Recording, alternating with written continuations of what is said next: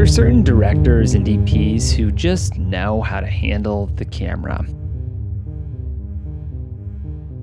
Where to position it in a scene, when it should be steady and when it should be moving.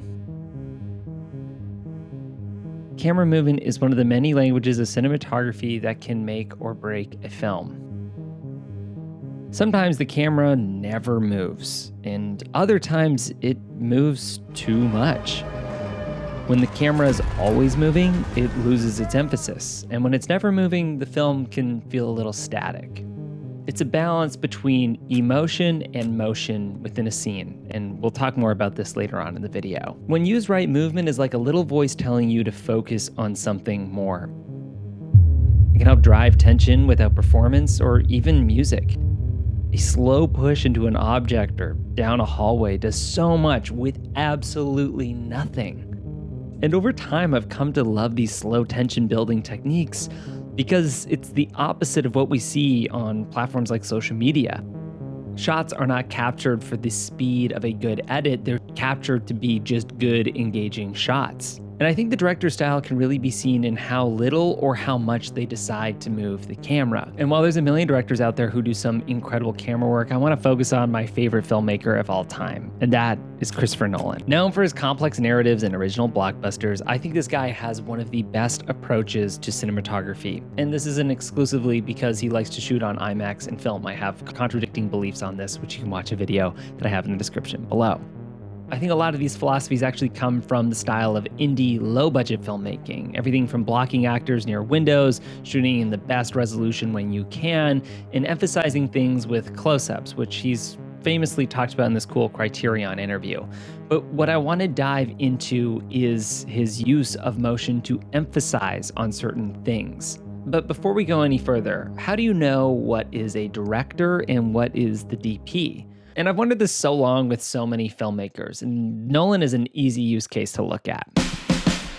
Chris has worked with two cinematographers exclusively, Wally Pfister and Hoyt van Hoytema. Probably botched both of their names. And when you look at both of their styles, the work is different. Hoyt has a very gritty indie look, rooting back to some of his even earlier films prior to Nolan. And Wally has a more clean, sort of classic Hollywood look. But if you were to remove their styles of filmmaking, lighting, lenses, and even their color grade, and look closer to things like framing and movement, the fingerprints of Nolan are much more apparent.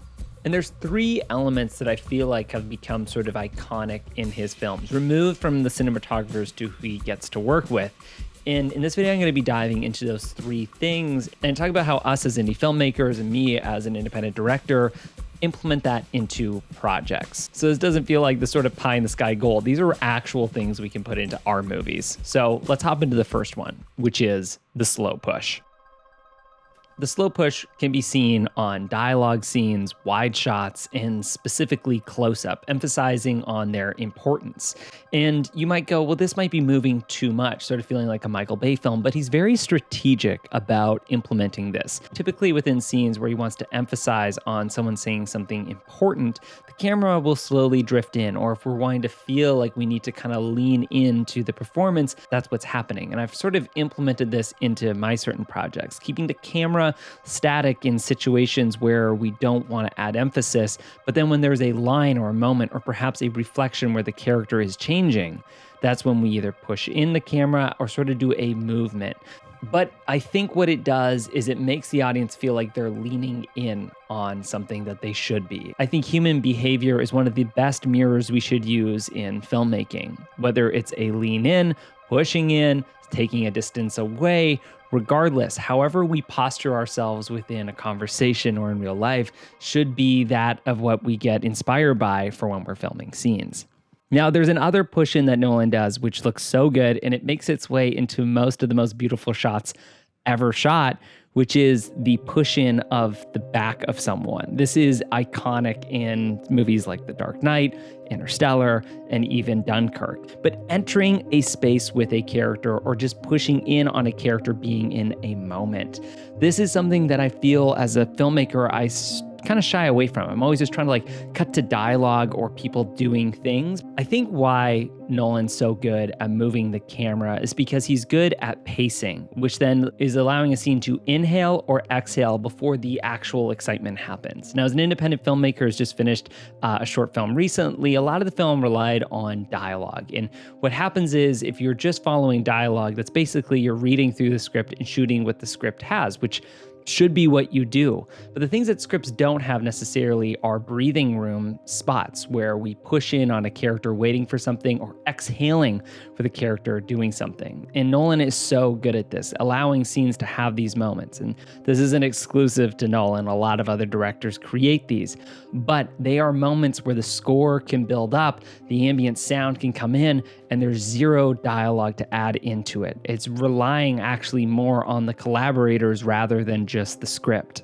One of my favorite scenes in film history is this car chase scene in The Dark Knight. Instead of it starting epic and fast the way we would start a typical chase scene, it's actually really quiet, resembling that of something from the movie Heat. A long drawn tracking shot following this truck through an overhead bird's eye view immerses us into the quiet before the storm. Ironically, a similar thing we get at the beginning of the film as well. And having moments to breathe before tension is built is something that you don't read in the script. Maybe it's found in storyboarding, but it is really acknowledged through good directing. And I challenge you as a filmmaker, are you including exhale or inhale room within your film, just allowing the scene to play out? The next technique I want to talk about is handheld when it matters. As indie filmmakers, we're always going to try and do the quickest, most affordable option, and that's no feet on the ground filmmaking, to which I've tried to adopt as much as possible, where you're not putting stands, tripods, or anything on the ground. You're keeping the camera either on your shoulder or on a gimbal to speed up the process. I have always wanted to be able to get shots from movies like Christopher Nolan for years, but the amount of tools that he uses, from Steadicams, IMAX cameras, and this thing which is called a Super Peewee, I have been intimidated. But then I started using a gimbal, and not in the way that like influencers or event videographers use. I mean like treating it like it's a dolly, Steadicam, slider, and even tripod. And from adapting it and changing it into more of a cinema setup versus a documentation tool, it has elevated my filmmaking to a different level, being able to capture shots that just these big cameras without a massive team can't do. So if this is a style of filmmaking that you've really wanted to adopt into your own projects, I recommend taking a look at our course, the Gimbal Cinematography Masterclass. At this point right now, it's $37. You guys can just go purchase it, and anybody who purchases that can get early and easier access to our full course, which is the 4-week filmmaker. Anyway, we'll talk more about this course at the end of the video. Let's get back into why handheld is so important. And the more I watch Nolan stuff, the more I recognize how often the camera is in a handheld format. I originally thought that movies like Inception were just all like Steadicam, tripod, or dolly shots, but watching back, like so much of it is handheld. And it's amazing because it takes this huge grand film and gives it sort of this grounded style. And this is what I've been trying to do more with our film. On our latest short film, Rogue Wave, we did a lot of nice, smooth, steady shots, but when we wanted to immerse the audience in the feeling of what the characters were going through, or we were trying to shoot faster, Nick would throw the easy rig on and get these sort of handheld style shots, but they wove in beautifully with these smooth, steady shots. For me, the rule is like 70% steady, 30% handheld is usually the thing I like. But more and more, we're going more handheld. 1, for efficiency of time, and 2, for immersion of what the character is going through. And the next point I want to bring up is static when it matters. If the camera's constantly moving, like we said before, it is almost overstimulating. It loses its effect of driving the emotion. There's too much motion for us to feel the emotion. So keeping the camera static when there's lots going on is actually the most effective. The scene from Inception when everything's going crazy, the camera actually isn't moving a lot handheld or even on a dolly. Okay, so I might be overanalyzing this. They may have just kept the camera static in this situation because there were so many different units shooting different things, from miniature buildings blowing up to elevator shafts exploding. But regardless, this is something to be inspired by. Just because the camera's static doesn't mean that the film won't feel like a blockbuster. I find that I start to feel insecure as a filmmaker when I'm trying to move the camera all the time. And I realize the power of being able to edit to different angles only becomes more powerful when I allow the camera to sit in one position. In our new short film, there's a lot of dialogue stuff that happens. And instead of constantly having the camera moving, while I did that, I operated on a gimbal moving it, we had Nick just stick on the tripod and he moved the tripod around the space. So the shot seemed like it was static, but it migrated in the edit, therefore creating the illusion of motion, even though it wasn't actually there. I realized how much fluff I have on this microphone. I'm sorry if that was bothering you. And there's lots of other things to talk about with Nolan's filmmaking, like respecting a cinema camera like it's a GoPro to create that level of immersion that we see within videos we watch on the internet. But I think overall, it's the style to which he navigates with motion and emotion in his film. This is what I want to leave you off with. It's a philosophy that I've been playing with. I think the golden rule to focus on when it comes to cinematic camera moves is emotion. Emotion should drive motion. If there is a lot of emotion in the scene, then chances are you don't need to move the camera as much as you want to. If there is subtle emotion, meaning stuff kind of woven between the lines where the main audience might not be able to absorb what's happening, a slight move does a lot. And if there is action, so high intense emotion, then motion is definitely something you want to play with. But it is a dance between motion and emotion that should motivate the camera.